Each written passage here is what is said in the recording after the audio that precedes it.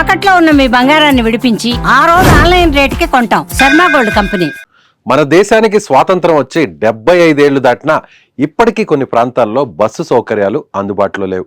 గ్రామీణ ప్రాంతాల్లో బస్సు సౌకర్యం లేకపోవడం వల్ల ప్రజలు, ముఖ్యంగా విద్యార్థులు, ఉద్యోగులు, చిరు వ్యాపారులు, కూలీ పనులు చేసుకుని బతికే వాళ్ళు తీవ్ర అవస్థలు ఎదుర్కొంటున్నారు.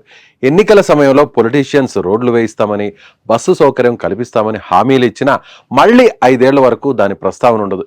ఇలా ఏళ్లు గడిచిపోతున్నా తమ ఊళ్లకు మాత్రం బస్సులు రావడం లేదని ప్రజలు ఆవేదన వ్యక్తం చేస్తున్నారు. 78 ఏళ్ల తర్వాత ఆ ఊరికి బస్సు రావడంతో గ్రామస్తుల ఆనందానికి అవధులు లేకుండా పోయాయి. ఇంతకు ఏది ఆ గ్రామం? ఆ ఊళ్ళో ఎందుకు బస్సు రాలేదు? ఈ వివరాలు ఈ వీడియోలో చూద్దాం.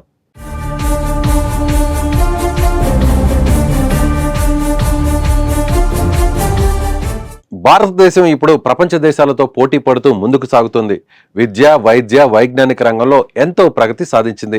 దేశం ఎంత అభివృద్ధి చెందినా కొన్ని గిరిజన ప్రాంతాల్లో ఇప్పటికీ సరైన రవాణా వ్యవస్థ లేదంటారు. ఇప్పటికీ కొన్ని ప్రాంతాల్లో బస్సు సౌకర్యం లేక ఇబ్బందులు పడుతున్నారు. అలాంటిది మహారాష్ట్రలోని గచ్చిరోలి జిల్లాలోని మర్కనార్ గ్రామంలో మొదటిసారిగా ఆర్టీసీ బస్సు సేవలు ప్రారంభమై దేశానికి స్వాతంత్రం వచ్చి 78 సంవత్సరాలు అవుతున్నా మర్కనార్ గ్రామానికి బస్సు సౌకర్యం లేకపోవడానికి ఒక కారణం ఉంది. మర్కనార్ గ్రామం ఒకప్పుడు నక్సల్స్ కి బలమైన కేంద్రంగా ఉండేది. దీంతో పోలీసులు, నక్సల్స్ కి మధ్య ఎప్పటికీ యుద్ధ వాతావరణం కొనసాగేది. అందుకే ఇక్కడ ఇతర ప్రాంతాల నుంచి ఎవరూ రాకపోకలు సాగించేవారు కాదు.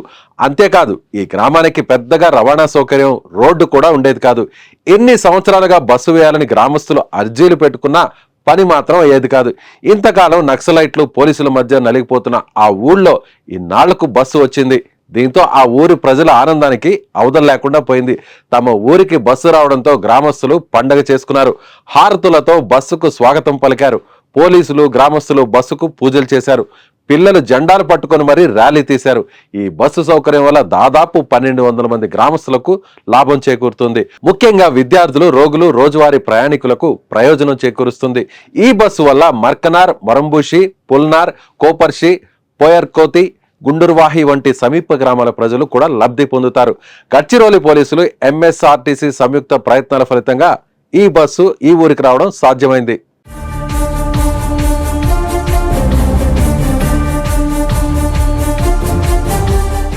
ఇటీవల ప్రధానమంత్రి గ్రామీణ సడక్ యోజన పథకం గ్రామీణ ప్రాంతాల్లో రోడ్ల నిర్మాణాన్ని ప్రోత్సహిస్తుంది. దీని ద్వారా బస్సు సౌకర్యాలు మెరుగుపడుతున్నాయి. ఈ పథకంతో ఆంధ్రప్రదేశ్, మహారాష్ట్ర, గుజరాత్ వంటి రాష్ట్రాల్లో గిరిజన రిమోట్ గ్రామాలకు రవాణా సౌకర్యాలను ఏర్పాటు చేస్తున్నారు. ఇందులో భాగంగా చాలా ప్రాంతాల్లో బస్సు సౌకర్యం కల్పిస్తున్నారు.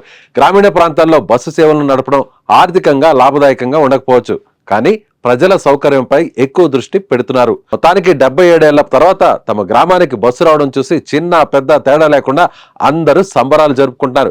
దీనికి సంబంధించిన వీడియో ఇప్పుడు సోషల్ మీడియాలో వైరల్ అవుతోంది.